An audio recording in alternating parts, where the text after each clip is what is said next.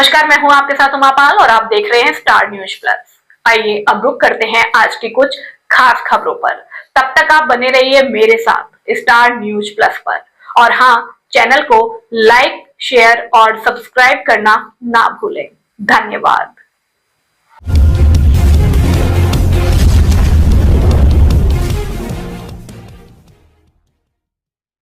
परवाणु के TTR hotel में हिमाचल सरकार के एमएसएमई डिपार्टमेंट की तरफ से आयोजित किया गया।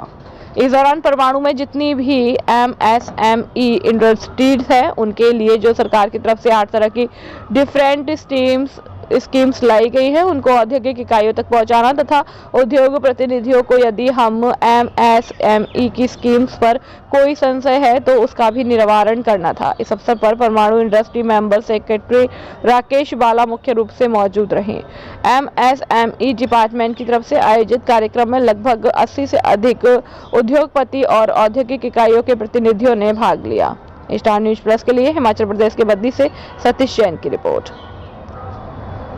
नमस्कार दर्शकों, इस समय हमारे साथ मौजूद हैं परवाणु इंडस्ट्रियल एसोसिएशन के महासचिव सार्थक जी। सार्थक जी, आज एक कार्यक्रम हुआ है टीटीआर में एमएसएमई को लेकर। ये क्या कार्यक्रम रहा है और क्या क्या इसमें चीज़ें बताएगी, क्या क्या चीज़ें डिस्कस हुई है?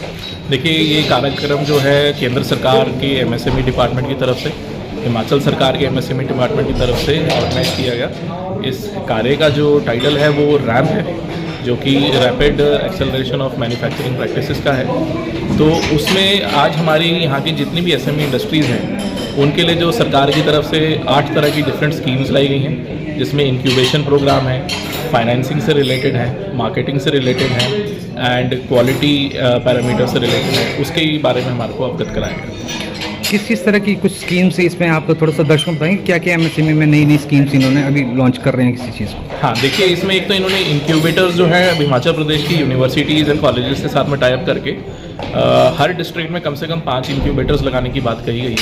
उन इंक्यूबेटर्स को जो एसएमईज़ है वो अप्रोच कर सकते हैं अपने प्रोजेक्ट के साथ में, और जो ये इंक्यूबेटर्स हैं वो एक टेक्निकल नो हाउ जो है उस प्रोडक्ट को बनाने के लिए या उसको बेचने के लिए, इसके बारे में जो है वो इंडस्ट्री की मदद कर सकते हैं। फाइनेंसिंग में जैसे इनका एक ट्रेड्स करके प्लेटफॉर्म आ रहा है, जिसमें जो स्मॉल स्केल इंडस्ट्रीज़ के जो है उनमें एक फाइनेंसिंग की प्रॉब्लम रहती है, तो उसमें एक बिल डिस्काउंटिंग की स्कीम होती है। बिल डिस्काउंटिंग की स्कीम के थ्रू एमएसएमई जो है वो फाइनेंस रेज कर सकता है। उसी तरीके से वेंडर डेवलपमेंट प्रोग्राम्स हो गए। तो जो भारत सरकार का एक मैंडेट है कि जितनी भी सरकारी